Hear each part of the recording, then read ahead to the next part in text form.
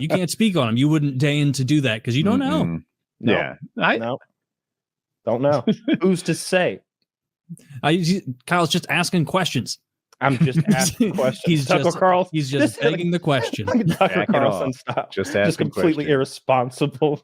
Who's to say? I did see that the Tucker Carlson shit where he was like, I'm here in a Russian supermarket and I'm buying groceries. And it's like, dude, like you're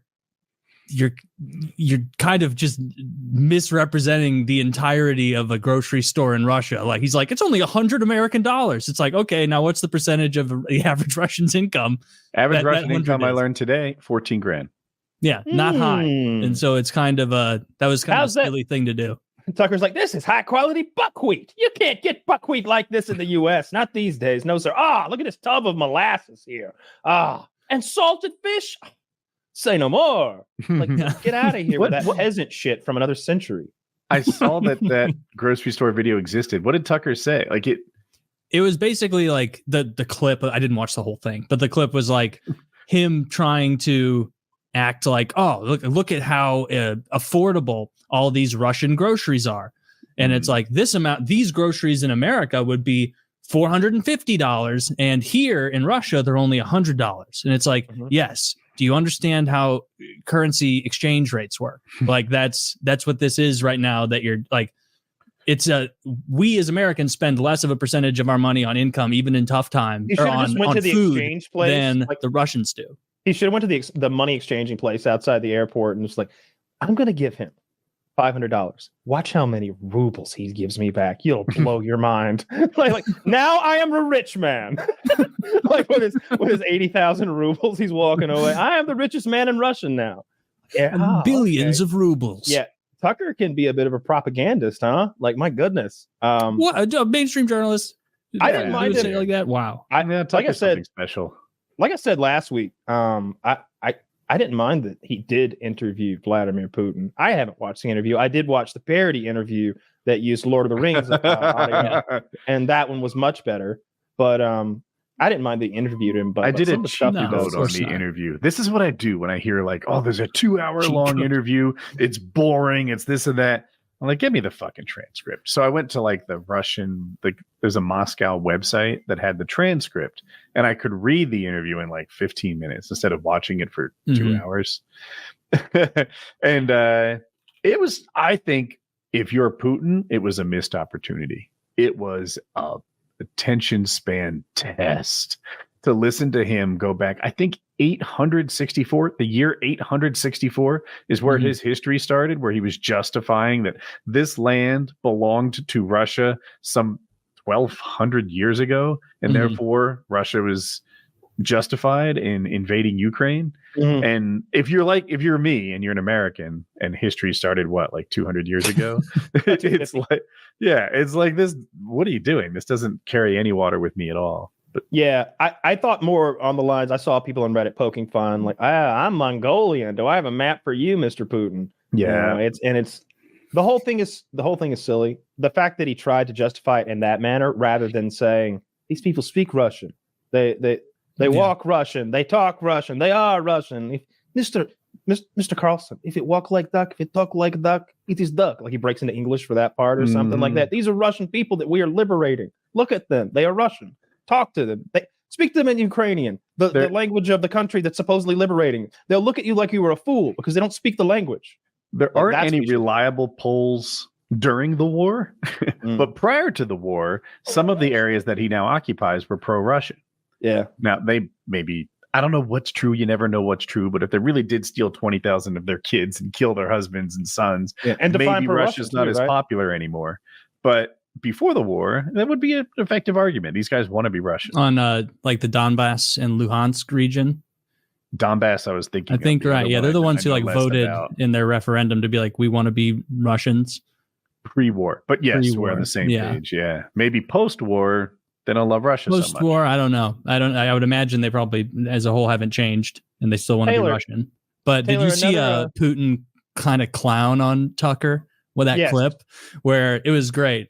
Putin's like, Tucker asked something about the CIA and Putin's like, yes. And that happened with The backing of your CIA, of course. An organization that you wanted to join, is my understanding. They're a very serious organization. Probably for the best they didn't allow you in. Like, he shit on Tucker right there.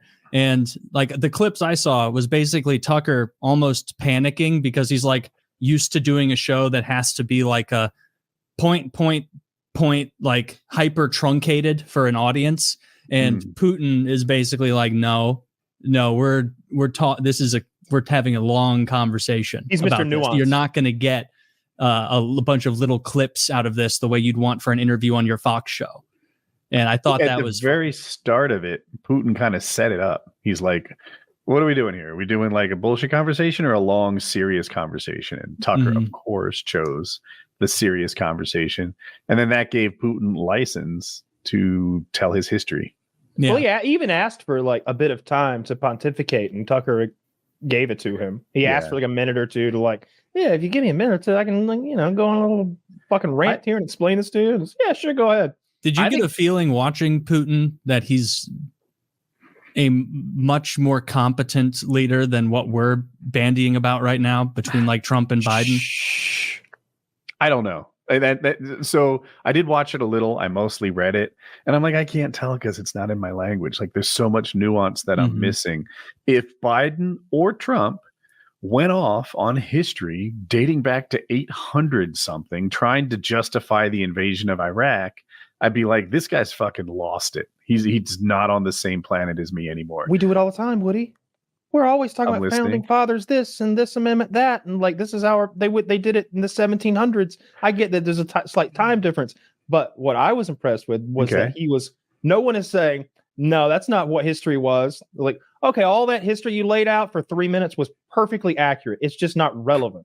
You know what I mean? Like when our guys go on a rant, it's like, all right, none of that happened, bro. None of that happened. Where is it relevant? Like, at least it seemed like Putin went on a bit of a rant, and it was all accurate as far as the dates and the countries who. I haven't heard anyone correct his history. Yeah, no one's saying actually. I'm not going to be that guy. He seems unbelievably into Russian history. if you were to go by that interview, it's like, what do you think about?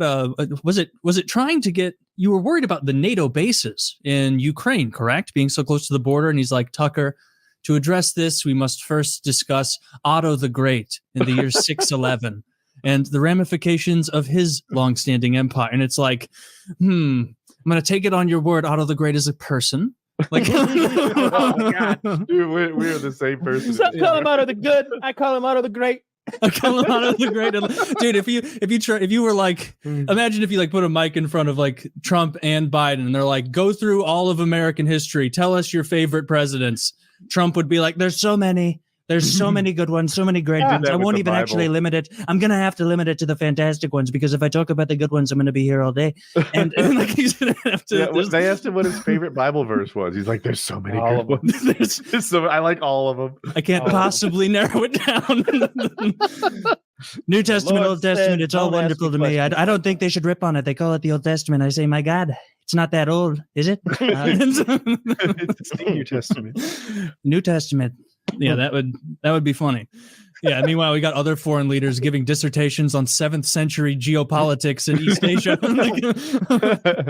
Yeah, and that's a terrible look, because I don't want 60s. Putin's probably I don't 60s. know. I bet. Probably find out. He looked bad, last year. Not as old as our fellas. 71.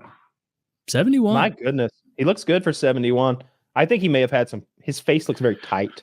He's definitely had like a little Botox of some kind. Yeah, I see the Asian in a lot of Russians. Like I feel like no one mentions it because they're white people, right? But I'm like, with a little taste of Slavic. That's white. Different.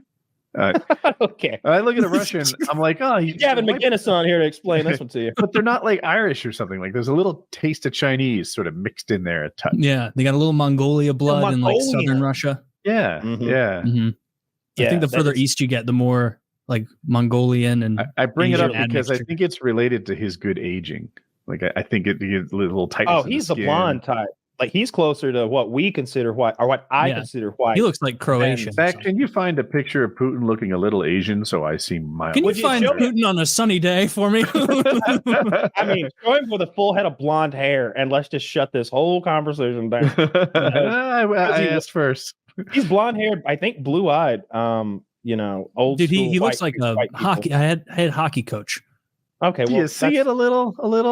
Putin's no, the one on not the right, even right? a little. The one on the right is a little Asian. Yeah, the one on the right looks like he could ride a fucking horse on the step. Yeah. I think right? he does that wrestling where you stick your hand down the other guy's pants. It's normal. Mongolian. Yeah. The guy on the right, I would trust him on horseback with a composite bow. Okay, well, that's just the leader of China. I mean, that's clearly an Asian man. See, you put him in a picture with him. Is the other guy John Cena? You don't see him? He's just too. No, I don't know. To me, he vibes like a little bit 30. Mongolian. I do not see any of that in Putin. It all Putin. alone. No. Well, I've got a nose for faces. I see a lot of it in the other guy. You got a nose for faces. I got a nose for faces. I can smell a face from inches away. You can't sneak a face past me. What I'm Kyle, saying check is I out have this a nose that blonde-haired, belongs on a blue-eyed face. Russian leader. Doesn't he strike you as a little? The classic eyes of the Mongolian Actually, can steppe. you pause on this one a little bit? They say I lift. Look at that, some DSLs on the left. It's funny. It says I lift. I get that. To me, I'm seeing like I drop. Or maybe under the eyes it's lifted. Yeah, his bags eyes are gone. Under here, a his little bit of bags are work, gone. maybe. Like that's a 71-year-old man. Look at his neck. Like I think the rest of him should look like right above his tie knot there. Like the rest of him should be that wrinkly and loose, but it's not. Maybe he's lost a lot of lips in his age. Yeah. Well, that happens to white people. Yeah. Damn. Does it? I don't think so. I just agree with you. I feel like I don't know. Yeah, lips definitely get thinner on maybe collagen in general. Women in particular, like they just start overcompensating with lipstick sometimes as they get older.